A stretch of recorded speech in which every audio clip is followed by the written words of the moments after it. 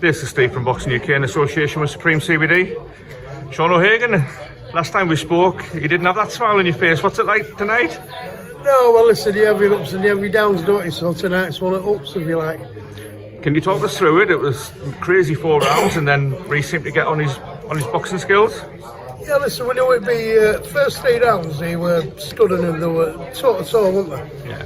And neither of them had taken a backward step. And that's not kind of what we planned for. So we heard after a bit of a talking to it corner, and we made a few adjustments. He started to box and do as he was told, you know. But for the boxing fan, for anybody watching that, even if you're not a boxing fan, after watching that, I'm sure you will be.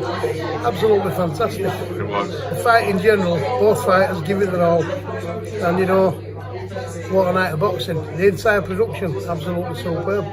It was. It's classed as a small hall show, but the whole event felt more middle hall, if you can say so, isn't it? Well, do you know what? Absolutely, it's got the feel of boxing on a big scale, hasn't it? Because I mean, normally you can't really call this a small hall production with detail that's gone into it, effort that's gone into it.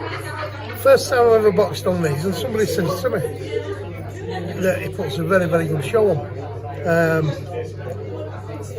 I'd never heard of him, I'd never been to one, but somebody said he puts a cracking show together.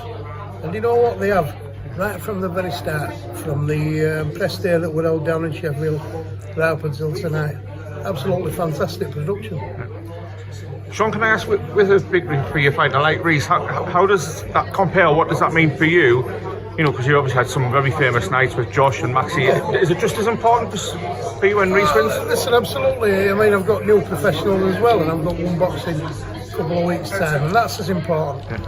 I get as much out of that as I do with big fights. I'm not one of them that just comes out for cameras and lights and glitz, you know. It don't matter who's fighting, what they're fighting for. They all get the same attention.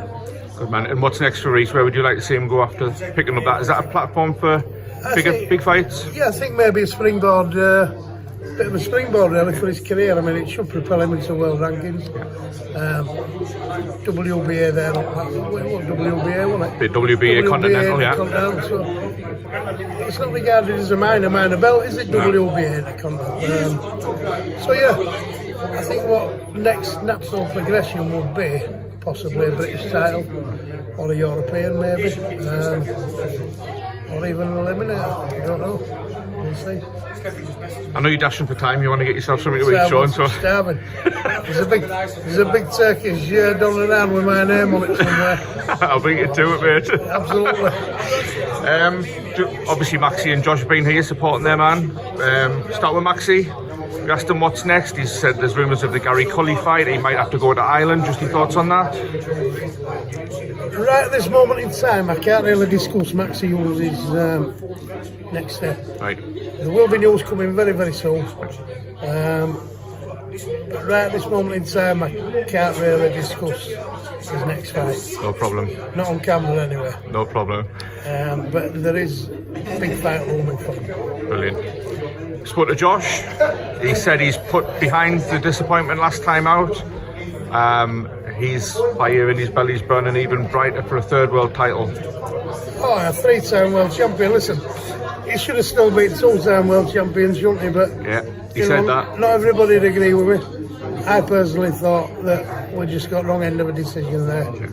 They might have even got it mixed up because it was a long time coming, you know. There was nobody more surprised than his opponent when that decision was announced. But listen, came out of that fight better to come out of any fight. So here we are again, still one of the best featherweights on planet, and we're ready to go. Whether it's Lara, Wood, Conlon, whoever, we'll box them. No problem, we'll be there. And we'll travel. So none of them have got any excuse not to fight us. Even offered rematch for your man there. Didn't want to know. So, really, yeah? Yeah. But then again, I don't blame him because he knows that first time we were lucky, wasn't he? So, you were pretty angry after that night, justifiably so, and I'll tell you why I was angry, because there was a certain trainer that when overseas fighters come, you open your gym at home and you help them out, and I've done that myself. Yeah. This guy went above and beyond that. I started doing good on social media, starts to slagging Max really, calling us dirty fighters, saying that he's going to speak to referees, judges, I'll make them all well aware of. We've got everything screenshot there. You know what I mean? Then he wants to shake my hand. So when I don't shake his hand after he slagged us to death, he calls me a sore loser. Well, I've just got one thing for him, he's a wanker. And that's it. You don't shake hands with somebody you don't fucking like, do you? Right on. There you go.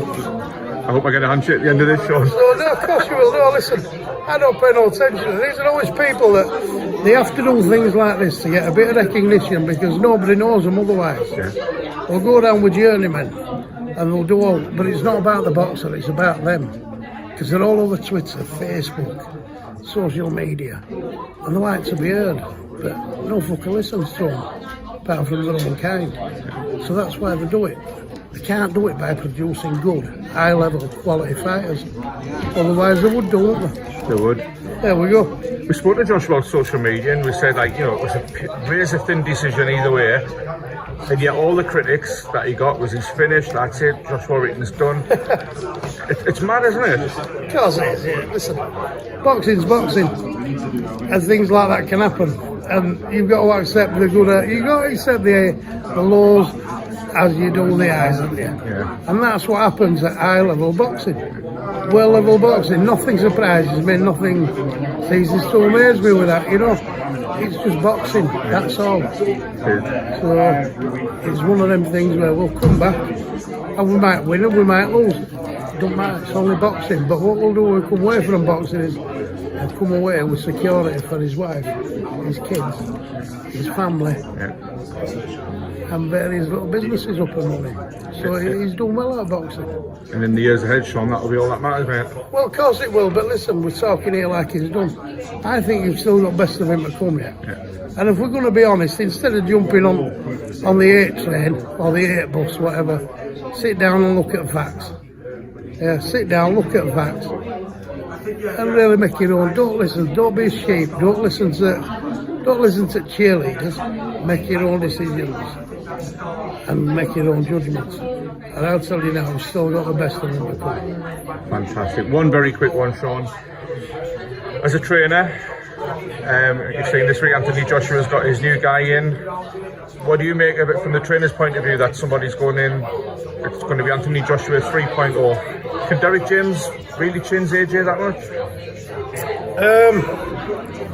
I don't know, but listen, I wouldn't mind 10% of AJ's purse. So if he wanted to come up to me, wanted to come up to Leeds, I'll welcome him with open arms for 10%. Would you welcome that? Of course I would. Yeah? Yeah, that's what he wants.